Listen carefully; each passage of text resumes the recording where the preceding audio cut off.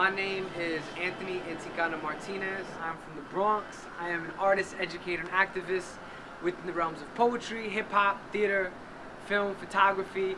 I am an urban word mentor. I work with the Rebel Ideas Arts Collective in the South Bronx.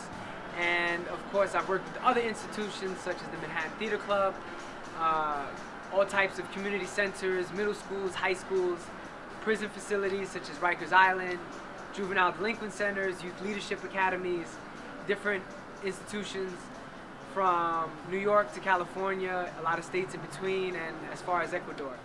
Being able to see Intikana work with our students felt like a breath of fresh air, not only for us as the presenter and or arts education organization, but for the students and the teachers, because I think that the teachers have the opportunity to get to know their students on another level. Intikana shared his soul with us, like shared what he had been going through and things were meaningful to him. It kind of gave them an example that they can do the same.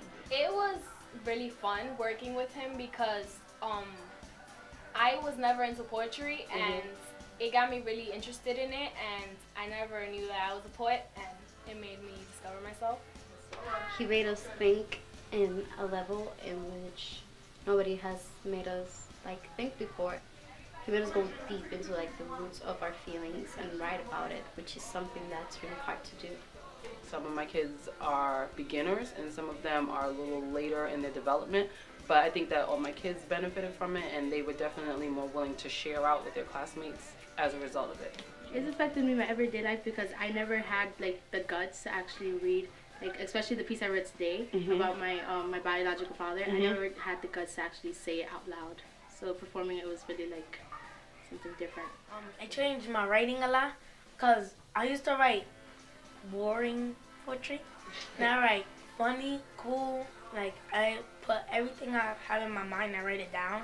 So, and it changed me. He never takes his style and completely influences somebody. He just gives you enough to say, hey, you can be you, but try this and try that. Ultimately, things that help better your writing, your performance, and your style. And it's hard to find people like that because nowadays a lot of mentors are so focused on just pushing everything they have or everything they do onto a student instead of them letting them develop their own style. I have different styles of workshops. I focus on the history of hip-hop. I've had workshops on the Harlem Renaissance, or beat poetry, or poetry slam, or theater, improvisation, freestyle, social politics within hip-hop, the prison system. I actually became better as a person, mentally and physically. I've been rapping about, other than rapping about guns, about people getting shot, about people committing suicide and all that type of stuff. I've been rapping about what I'm going to do in the future, how to make it in the future, and following a better path. The flow that I had, it was alright. I could say it was nice. I was spitting bars and stuff, but now I could say my lyric is up there, my delivery, my steam. My mind is more open. I feel like my flow has changed in some ways, and my vocabulary has stepped up, and I feel like my lyrics are starting to get more visual, more, you can see it more. If we have a voice, if we have an opportunity through intangible means to express ourselves, what is more powerful than it? The only weapon I know more powerful than guns are words. Because people kill people who speak too powerfully. Why I think that's not free? Well, a majority of the people in this room, because they conform to each and everything that's told to them, but they don't know how to do their own thing, like a rat trapped in a maze. They ain't going nowhere. So that was really touchy for me, and I don't cry like guys, but she is who I am. And so that was really big for me. So I always remember her and having us in church and really helping define who I am, because I am her. And her passing away on my birthday is just something that is connecting us forever. So it's fresh. So yeah. Writing this was really, it felt really good just because I used to write as a kid. But my mom's a big chismosa, so my mom would go through my stuff, and I stopped writing for the fear that my mom would go through my stuff.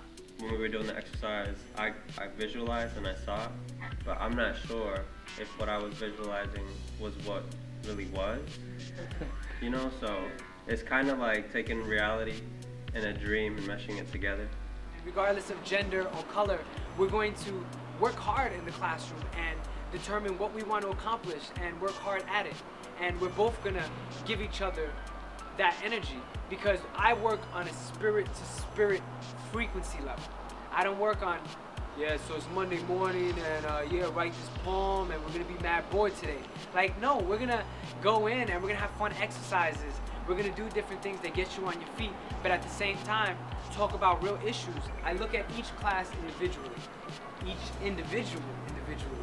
and try to see what are their needs, where are they at, where have they been, and where do I believe they can go if given the opportunity to grow. If I could teach my students anything, it's to not be afraid to speak from their heart, you know, su alma, their soul, and know that whatever's inside of them, let it out.